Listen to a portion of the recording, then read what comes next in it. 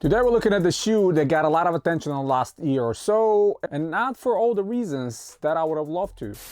Hey guys, welcome back to Kids Reasons channel, and today we're looking at the Nike's Mac Attack in the cherry red colorway. And yeah, I know this shoe has been reviewed by other people and so many times and so many channels since it came out a year or so ago.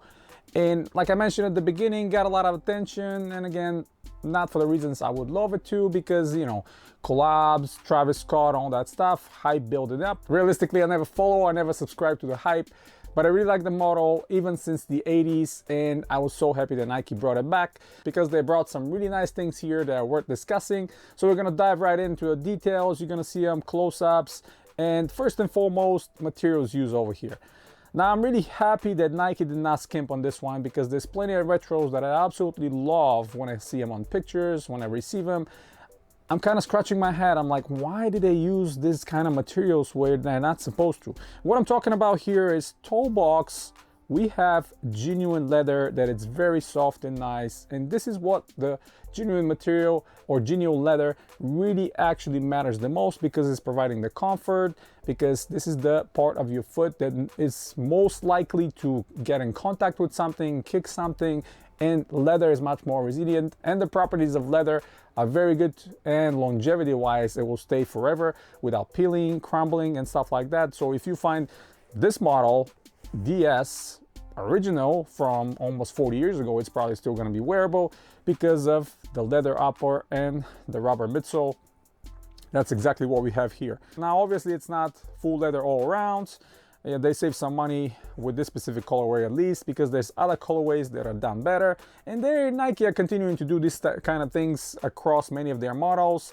What I can think of right on top of my head is the Air Trainer 1, because I have multiple pairs of those, and I'm going to show you a couple of colorways later this week or the next week that are exactly like that. We have colorways that are full-on leather, suede, nubuck, all genuine materials around, and there's colorways that are almost entirely synthetic or completely synthetic, and always baffles me why is one done correctly and the other one is not, but doesn't matter. That's what Nike does. Here the good news is we got leather, and the best part, which I think is design decision number one, is having this mesh on the toe box above the leather where exactly creases, so that way people that are really bothered by creasing, when you're bending your foot, you're not gonna get that many creases, because the leather portion is right in the front where your toes are, and where they're bending is that mesh, which excellent design choice from back in the day from Nike, and I really like that.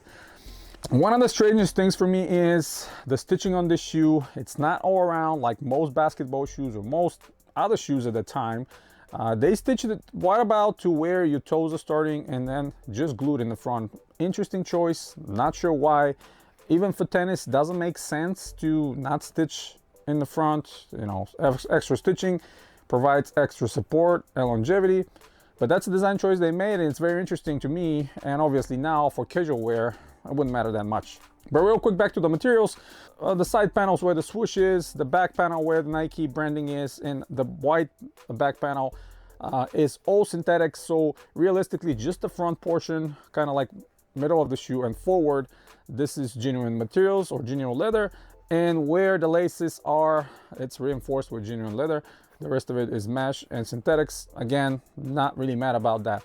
Now I scooped these ones from eBay, and they cost me around $50. So obviously $50, I think they're absolute killer. The full retail is over $100. I'm not sure if I'm gonna be paying this kind of money full retail, especially there's no technology here. There's no air unit. This is not like Air Jordan 1 where it has a heel air unit. This doesn't have anything. So if you're looking for the ultimate comfort, this is not it. The other thing that bothers me slightly, and I'm not a wide footer by any stretch of the imagination, how narrow these run. And I went with my true size. They are lengthwise, they're fine, but width-wise, I'm 100% sure that my foot is going to be overflowing to the side a little bit over time, which again is not a huge deal, but it will take a couple wears to break them in, because again, we have the genuine leather, so it's not that big of a deal. But still, I think they're very narrow compared to a lot of modern sneakers and other comfort wear that most of you prefer to put on your foot. So keep that in mind. Love the Nike checkerboard branding on the tone. And speaking of the tone is very 80s like, very thin, and basically what Air Jordan 1 tone is. Not a lot of back support, but at the same time, if you manage to keep it straight when you put the shoe on, it's not going to be on the way, it's not going to be anything intrusive, so it's not that big of a deal. Of course, we have a lace holder on top, which is excellent. The laces are just enough long, and on inside of the tone there's some more information, you know, just like back in the day when they were writing down about the swoosh and the Nike branding and all that stuff. And another touch that I really liked when I initially saw them, and I was kind of attracted to it, is putting the sizing and the style number on the inner liner.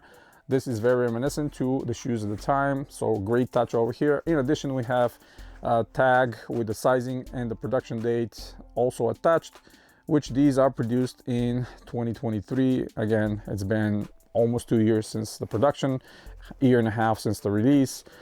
So yeah, but Nike is still popping these on outlets and stuff like that. I just recently went and saw a couple of colorways sitting there, so if you really want to grab a pair, they had the white and yellow, the white and black, a couple other ones, so definitely plenty of pairs to grab. And just inspect to make sure you have you're grabbing the pair with the genuine leather on the toe box, because that's gonna last forever, and obviously it's going to be the most comfortable and true to the original looking like. The only cushioning and comfort comes from the insole here, and the insole is actually not bad. That's an EVA insole. Yeah, nothing fancy. It's DSC insole, not too thick. It's not Ortholite or anything like this, but provides a little bit of a cushioning. And personally, I prefer to have it this way and not glued in, so I can pull it out, wash it, refresh it, and if it gets dirty in the future, or replace it with something else if I want to. Now, red being my favorite color, I had to grab these 100%. Obviously, just like I mentioned, I went to the outlets a couple weeks back and I saw the original gray and black colorway that was launched initially, the one that created most of the hype, the OG colorway, and I grabbed those as well for around $50.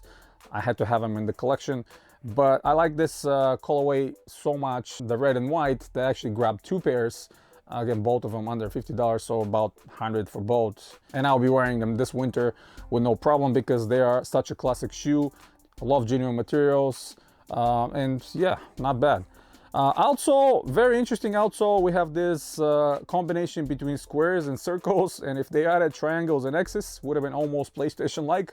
That's what reminded me when I saw them. Obviously, the obligatory stars around the toe box and kind of like the outer rim of the outsole, Nike branding in the middle, rubber outsole. Obviously, these are going to be tanks. Even the worst heel draggers are going to have hard time going through this outsole and midsole combination, because again, it's solid rubber and it will be pretty hard to destroy. But at the end, I think the side profile of this shoe is absolutely beautiful. Top down looks good, a little narrower than I would love it to be, but it is what it is. I think Nike did a great job of bringing this retro. It doesn't cost them too much money to release these, because again, no technology, nothing really fancy. There's no air to encapsulate, none of that stuff. Just rubber, leather, and synthetic leather and mesh upper. But again, very stylish. I'm probably gonna grab a couple more colorways when I see them around the outlets going down even furthermore. So yeah, that's pretty much it, guys. Hit the thumbs up if you like the video. Stay tuned to the channel. Subscribe if you're new. Check out some of the other videos coming very, very soon. And as always, guys, you have a wonderful day.